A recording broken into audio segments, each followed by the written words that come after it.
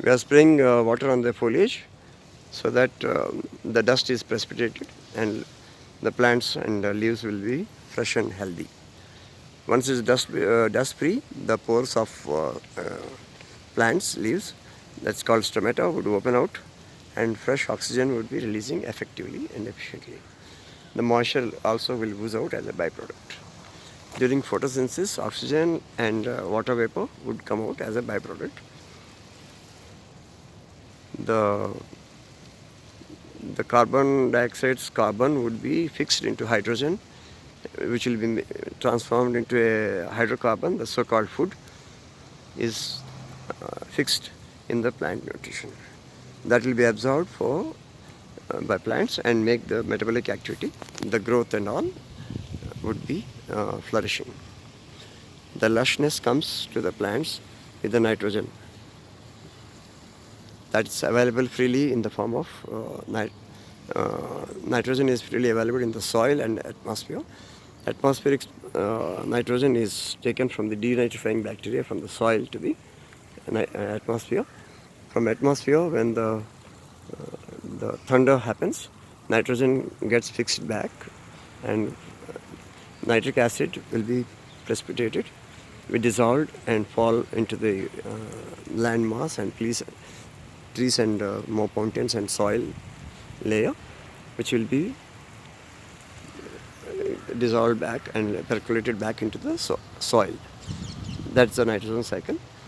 And nitrifying bacteria like Azotobacter and all will be fixing the atmospheric nitrogen as a part of leguminous plants. There is a rhizobim bacteria. It's a symbiotic process. Nitrogen gets fixed back into the plant soil in the form of nitrates. That is because of with the help of bacterial action, it will happen. And the leaves which are fallen, they would become excellent mulch. The mulch is also eaten through by earthworms, and bacteria will digest and put back the nitrogen into the soil layers. So that's a nitrogen cycle.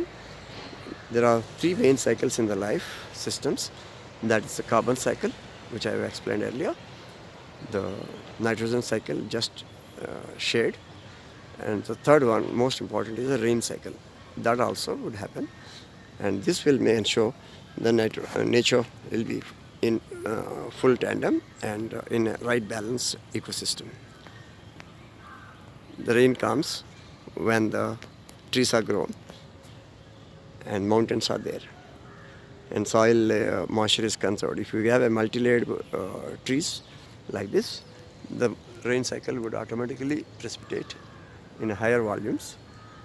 Otherwise, the water precipitated would become excellent manure, nutrients.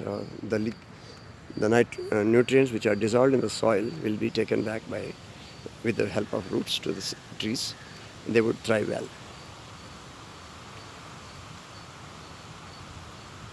The water is moisture levels will be high when we maintain the multiple layered of vegetation like this. If it is open land, the water will get evaporated and goes back to the sky. Of course, cloud setting would happen elsewhere, but not in the same place.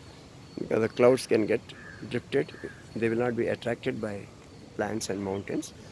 In the open area, the clouds will move with the wind movement to the elsewhere, so we lose out the water quantum.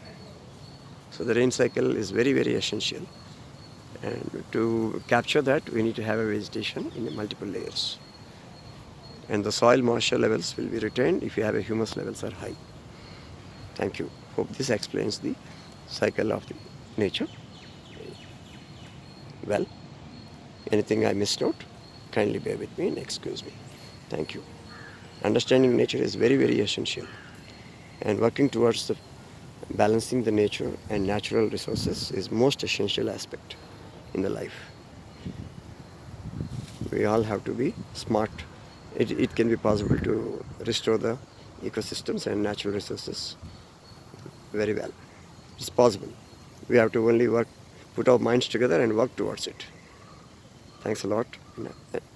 Let's hope everything will be in tandem and works will happen in a smoother and faster pace.